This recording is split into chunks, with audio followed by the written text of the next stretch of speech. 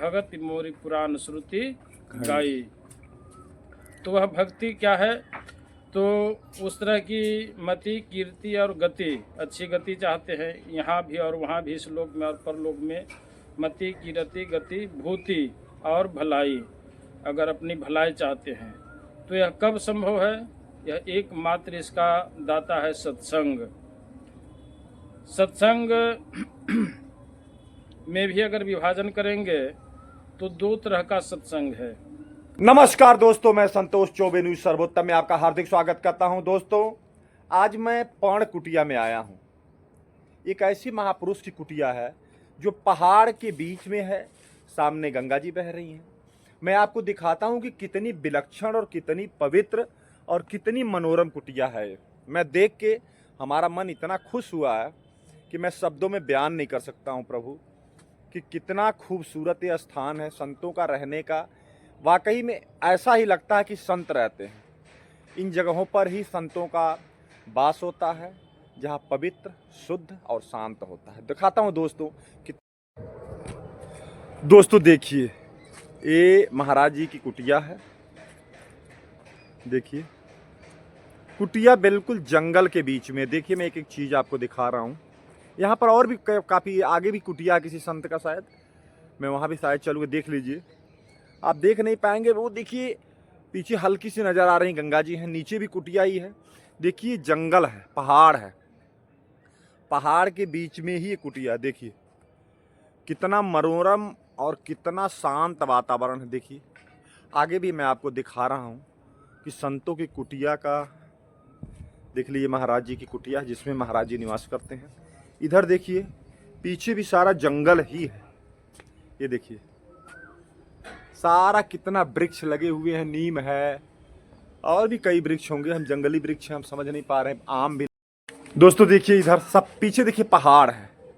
पहाड़ के बीच में कुटिया बनी है। देखिए कितना खूबसूरती है। देखिए बेल का, इधर बेल भी लगा है। देखिए बेल फला हुआ, देख लीजिए सामने बेल का वृक्ष है। यहाँ महाराज जी का ये शायद वॉशरूम वगैरह होगा। देख लीजिए कितना सुंदर मनोरम दृश्य है यहाँ का। ये महाराज जी का शायद सब्जी वब्जी, साग वगैरह। महाराज जी, सबसे पहले मैं आपको चरण वंदन करता हूँ। मैं भी कर रहा हूँ, हमारे टीम की तरफ से भी है और हमारे श्रोताओं की तरफ से भी है जो इस समय आपको सुन रहे हैं। महाराज जी, कृपा करके अपना शुभ नाम और थोड़ा सा अपने बारे में बताने का कृपा करें। थोड़ा नीचे पकड़ के रखिएगा, हाँ, ताकि तार गिरे। हाँ, हरिओम। थोड़ा तेज बोलिएगा। हाँ ठीक है, कहाँ कवर कर रहा है, चलिए बोलिए आप। सर्वे भवन्तु सुखिनः, सर्वे सन्तु निरामयाः, सर्वे भद्राणि पश्यन्ति, मा कश्चित् दुर्भाग् भवेत्। यह जहाँ हम लोग निवास कर रहे हैं, पावन गंगा माँ का तट है। पर्वताग्रे नदी तीरे विल्व मूले वनेथवा मनोरमे शुचौ देशे प्रतिष्ठाप्यम। इस तरह से पर्वत के नीचे और नदी किनारे यह पवित्र ऋषिकेश माँ गंगा के तट पे बसा यह मनोरम शहर है। यहाँ ऋषिकेश और हरिद्वार, जो कि संत महात्माओं की नगरी, तपस्थली अथवा हरि के द्वार में प्रवेश करने का प्रथम मार्ग माना गया है। यहाँ से, यहीं से हरिद्वार से पुण्य क्षेत्र में लोग प्रवेश करते हैं, ऋषिकेश आते हैं। इससे आगे की यात्रा जो चारों धाम होती है, गंगोत्री, यमुनोत्री, केदारनाथ, बद्रीनाथ, जो संत महात्मा के साथ साथ आए जो आगंतुक भक्त होते हैं, वह भी पवित्र तीर्थ नगरी में गोता लगाने के लिए हमेशा प्रयासरत रहते हैं और जाते हैं श्रद्धा समन्वित होकर के।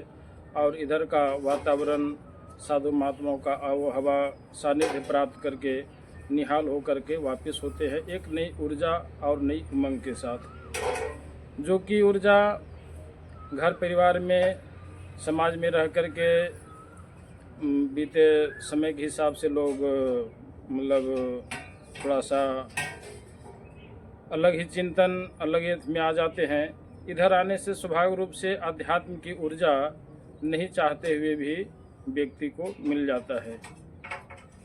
और जहाँ पे हम लोग अभी हैं, स्वर्गाश्रम की कुटिया है, बहुत प्राचीन कुटिया। जब यहाँ ऋषिकेश में कुछ भी व्यवस्था नहीं थी, उस समय स्वामी बाबा काली कमली वाले महाराज हुए हैं। उन्होंने जब साधनारत थे और साधना में आए हुए विघ्न को जब उन्होंने देखा चारों धामों में, ऋषिकेश, हरिद्वार में, तो उनको हुआ कि मतलब उस समय काफ़ी अव्यवस्था थी। लोग वैराग्य के साथ तो आते थे भजन करने के लिए, लेकिन काफ़ी कठिनाइयों का सामना करना पड़ता था, जिसके वजह से समुचित ढंग से पूरा शरीर साथ नहीं देने की वजह से साधना में विघ्न होती थी और कहीं न कहीं लोगों की परेशानी विशेष होती थी। उन सारी परेशानियों को देखते हुए उन्होंने संकल्प लिया कि यहाँ ऐसी महात्माओं के लिए एक व्यवस्था की जाए जो कि एक उम्र के पड़ाव के बाद जो शरीर थोड़ा सा जवाब देने लग जाता है, वैसे स्थिति में सुरक्षित रहें, सारी व्यवस्था उनको दी जाए और भजन पूजन में लग करके अपनी पूरा जीवन निर्वाह निर्विघ्नतापूर्वक कर सके। उसी उद्देश्य से उन्होंने स्वर्गाश्रम की कुटिया, उस समय जो राजा थे उनके साथ दान स्वरूप राजा जी ये स्वर्गाश्रम की कुटिया दी गई। ये आपको राम झूला, जानकी झूला से लेकर के ये लक्ष्मण झूला तक, उधर बहुत दूर तक स्वर्गाश्रम को जमीन राजा ने दान किया। सिर्फ किसके लिए? महात्माओं की सेवा के लिए, कि महात्मा जो घर परिवार सबको छोड़ कर के आए हैं तो उनको किसी भी तरह का विघ्न नहीं हो, कष्ट नहीं हो ईश्वर भक्ति करने के लिए। और उन्होंने दान दिया। और महात्मा जी जो बाबा काली कमली वाले थे, उन्होंने लगभग 100 कुटियाएँ बनाई हैं जहाँ संत महात्मा लोग रहते हैं। उनको कुटिया की तरफ से सारी की सारी व्यवस्था दी जाती है, कुटिया दी जाती है, सुबह शाम का भोजन दिया जाता है, आए दिन झाड़ू, बल्ब, बत्ती से लेकर के इलाज में भी कोई समस्या होती है तो सारा का सारा व्यय उनके तरफ से अभी तक सुचारू ढंग से किया जा रहा है। इसलिए जो भी यहाँ महात्मा रहते हैं तो जब कुटिया मिल जाती तो निश्चिंत हो जाते हैं कि हमको कहीं भटकने की आवश्यकता अब नहीं है। और यहाँ रह कर के भजन पूजन, ईश्वर प्राप्ति के लिए ही लोग प्रयासरत रहते हैं जितना हो सकता है। और साधु जीवन तो अध्यात्म या ईश्वर प्राप्ति के लिए ही किया जाता है। आए गए जो भक्त लोग होते हैं उनको भी सत्संग से लाभ मिलता है, क्योंकि सत्संग जीवन का एक ऐसा अंग है जिसके बिना कुछ भी संभव नहीं है। तुलसीदास जी लिखते हैं, मति कीरति गति भूति भलाई, जब जेहि जतन जहाँ जेहि पाई, सो जानब सत्संग प्रभाव, लोकह वेद न आन उपाओ। मतलब मति, अच्छी मति, सुंदर मति, सुबुद्धि जिसको कहते हैं। मति, कीर्ति मतलब यश,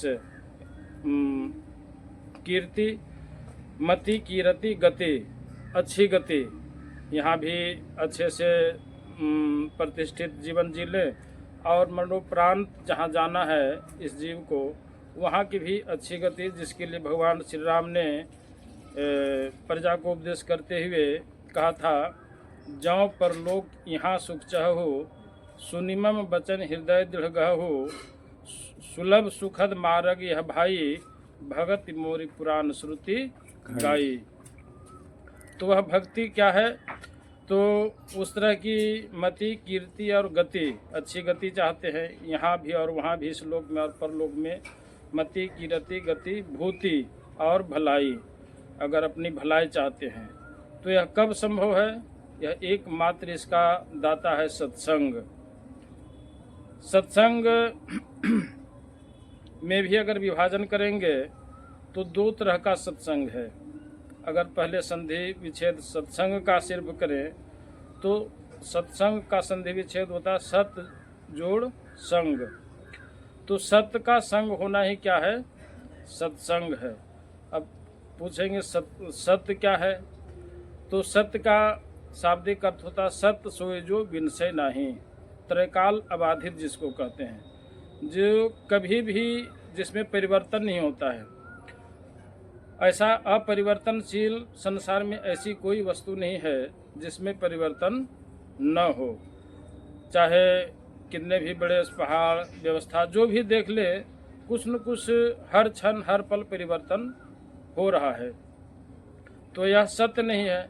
जो सत्य नहीं वह परमात्मा नहीं है, वह असत्य है, माया है।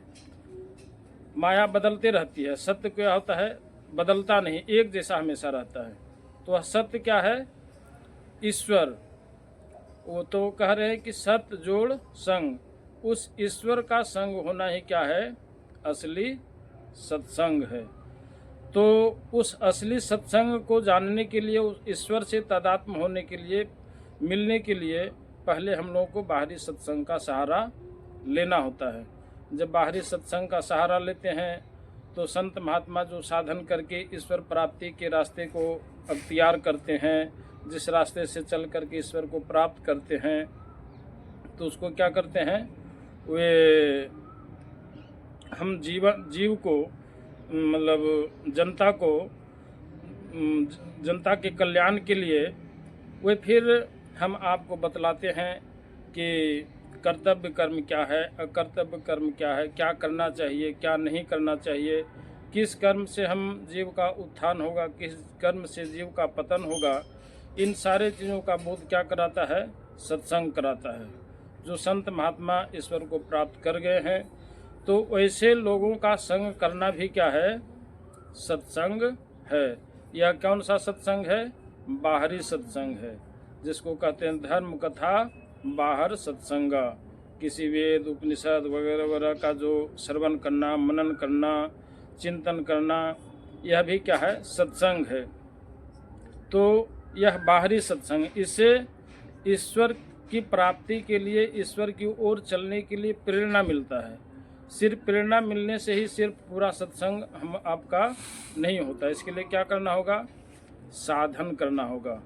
जो साधु महात्मा है, बहुत सारे गृहस्थ हैं, कबीर है, नानक हैं, तुलसी है, मीरा हैं, बहुत सारे ऐसे संत हुए जो कि मतलब कोई घर परिवार में रह करके, कोई घर परिवार से अलग रह करके क्या किया?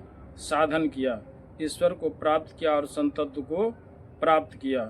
तो ऐसे संत की हम समाज पे बहुत बड़ी महती कृपा है, जो कि एक रास्ता प्रशस्त किया है अध्यात्म की ओर, परमात्मा की ओर। इसी कड़ी में हमारे बिहार से, भागलपुर से एक संत हुए महर्षि में ही परमहंस जी महाराज। उन्होंने संतों की स्तुति करते हुए बड़ा ही अच्छा कहा है, सब संतन की बड़ी बलिहारी, उनकी स्तुति कही विधि की जय, मोरी मति अति नीच अनाड़ी।